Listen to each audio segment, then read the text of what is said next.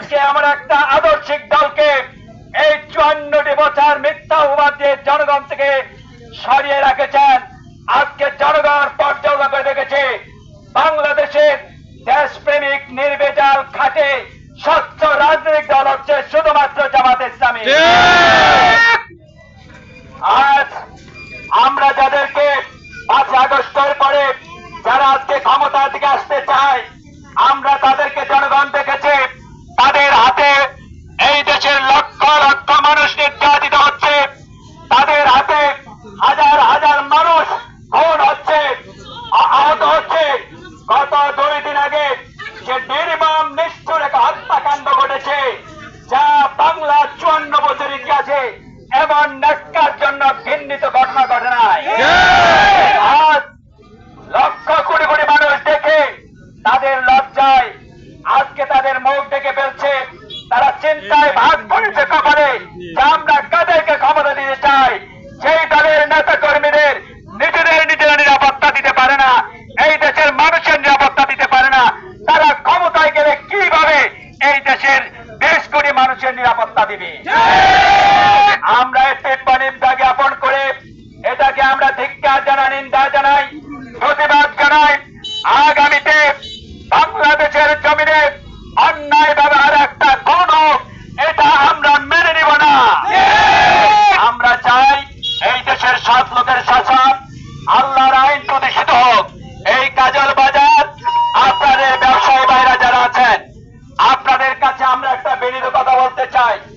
কাজল বাজারে আমরা শুনি বিভিন্ন সময় এখানে জুয়া হয়, তাস হয়, মদ গাঁজা নেশার নাকি এখানে একটা উপদ্রব আমরা শুনতে পাই। আমার ভাইরা, এই যারা এই সমস্ত অন্যায় অবিচার চাঁদাবাজ এবং নেশার সাথে জড়িত, আমরা সম্মিলিতভাবে এলাকার মানুষ এই জায়গায় কোন সন্ত্রাসী নেশা করতে আমরা জায়গা দিব না। কি বলে? তীব্র নিন্দা জানাই, প্রতিবাদ জানাই, আপনাদেরকে সচেতন থাকার জন্য আহ্বান করছে। জামাত ইসলামী আপনাদের পাশে আছে, জামাত ইসলামী আপনাদের পাশে থাকবে। আপনারা ন্যায় পথে চলুন, কোরআনের পথে চলুন, ইসলামের পথে চলুন। জামাত ইসলামী আপনাদের পাশে বিগত দিনে দেশের মানুষের পাশে ছিল, আগামী দিনে আপনাদের পাশে থাকবে ইনশাআল্লাহ। এই জন্য কাজল বাজারের সকল ব্যবসায়ী ভাইদেরকে আমরা বিনীতভাবে অনুরোধ করব, কাজল বাজার যেন এই দেশটা সব অপকর্ম থেকে মুক্ত থাকে। বাজারের ব্যবসায়ীরা যেন নিরাপদে ব্যবসা করতে পারে। চোরে ডাকাতি অন্যায় অপকর্ম হলে সামাজিক বাজবে বসে বাজার ব্যবসায়ী কমিটিরা বসে লগালগ অন্যায়কারীকে শনাক্ত করে আপনার সামাজিক ভাবে বয়কট করবেন, বিচার করবেন, কিন্তু আইন নিজেদের হাতে তুলে নেবেন না।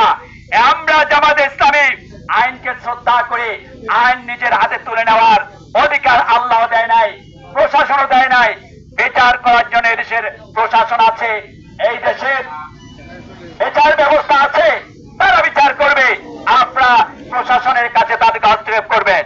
এই জন্য আপনাদের সকলকে আগামী দিনে আপনাদের সংগ্রামে সচেষ্ট থাকবেন, জামাত ইসলামের নেতৃবৃন্দদেরকে সহযোগিতা করবেন, এই আশাবাদ ব্যক্ত করে আগামী 19 তারিখের সমাবেশে দল মত নির্বিশেষে আপনারা যোগদান করবেন। ওইখানে সারা বাংলাদেশের আজকে জাতীয় পর্যায়ে সব আলেম ইসলামিক দলের সকল নেতৃবৃন্দ থাকবেন। সেখান থেকে ডাক